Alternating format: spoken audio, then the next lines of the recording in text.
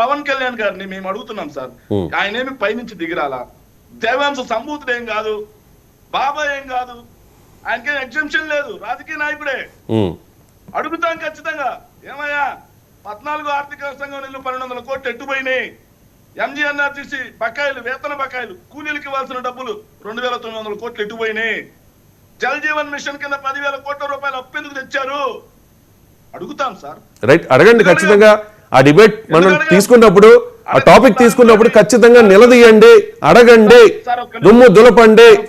ఆ డిబేట్ వచ్చినప్పుడు దుమ్ము దులపండి. మనం భాష గురించి మాత్రమే మాట్లాడుతున్నాం.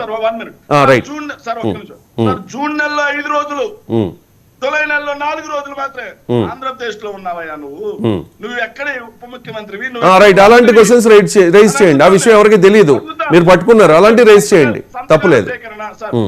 సార్ ఒక్క నిమిషం, సంతకాల సేకరణ, రెడ్డి కాంగ్రెస్ సార్, ఒకటి జనసేన పార్టీ వాళ్ళ నాయకుడు ఎట్టా ఇంటర్మీడియట్ ఫెయిల్ అయ్యారు, వీళ్ళన్నా చదువుకొని రమ్మనండి.